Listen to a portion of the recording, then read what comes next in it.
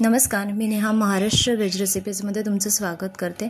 आज आपण खूप सोप्या पद्धतीने डाळ पालक बनवणार आहोत। तर डाळ पालक बनवण्यासाठी मी 1 वाटी तूर डाळ पाण्यात भिजवून ठेवली होती 1 ते 1.5 तास आधीच।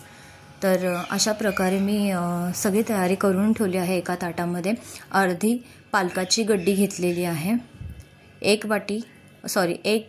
कांदा, 1 छोटा टोमॅटो असं चिरून घेतलेला आहे बारीक। पालकसुद्धा आपल्याला बारीक चिरून घ्यायचा आहे व्यवस्थितपणे। त्यानंतर एका लहान कुकरमध्ये आपण हे सर्व मिश्रण वाफवायला ठेवणार आहोत। तर त्यासाठी मी तूर डाळ सर्वात पहिले ओतून घेतली आहे। त्यानंतर कांदा टोमॅटो घालून पाणी ॲड करायचं आहे आपल्याला। त्यानंतर आपण जो पालक घेतला आहे तो पालक आपण ॲड करणार आहोत। पालक जेमतेम अशा प्रकारे आपल्याला ठेवायचं आहे पाणी ह्याच्यामध्ये, जेणेकरून ते पाणी थोडंसं हाताला लागलं जाईल। तर आता आपण व्यवस्थित पाणी ॲड झालेलं आहे। तर आता कुकरला आपल्याला मीडियम गॅसवर 4 शिट्ट्या करून घ्यायच्या आहेत। तर 4 शिट्ट्या घेतल्यानंतर आता मी रवीनेच हे मिश्रण सगळं हाटून घेणार आहे। तर तुम्ही बघू शकता पालक आणि डाळ व्यवस्थितरित्या शिजले गेलेलं आहे। तर मी एका साईडला कढई तापायला ठेवली आहे गॅसवर। त्यानंतर आपल्याला कढईमध्ये 4 चमचे तेल टाकून फोडणी घालायची आहे। तर त्या फोडणीसाठी मी लसूण घेतला आहे। लसूण आपण भरपूर वापरायचा आहे, लसूणचा फ्लेवर जो असतो तो खूप छान येतो।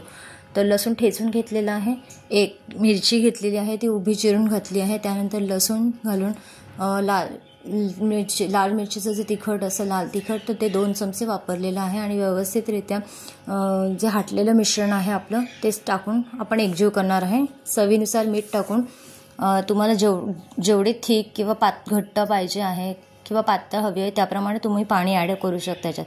आणि सर्वात शेवटच्या स्टेजला मी याच्यामध्ये शेंगदाण्याचा 1 छोटे 2 चमचे कूट घालून ते व्यवस्थित ॲड करून घेणार आहे। तर बघू शकता तुम्ही भाजी खूप छान झालेली आहे, इवन टेस्ट पण खूप छान आहे भाजीची। तर अशा प्रकारे आता माझी भाजी मी सर्विंगला तयार ठेवलेली आहे। तर तुम्हाला ही रेसिपी कशी वाटली ते मला कळवा। आणि माझ्या चॅनलला सबस्क्राईब नसेल केलं तर लवकरात लवकर चॅनलला सबस्क्राईब करा, जेणेकरून मी ज्या नवीन अपडेट टाकत जाईन, व्हिडिओ पोस्ट करत जाईन ते तुमच्यापर्यंत मिळत जातील तुम्हाला।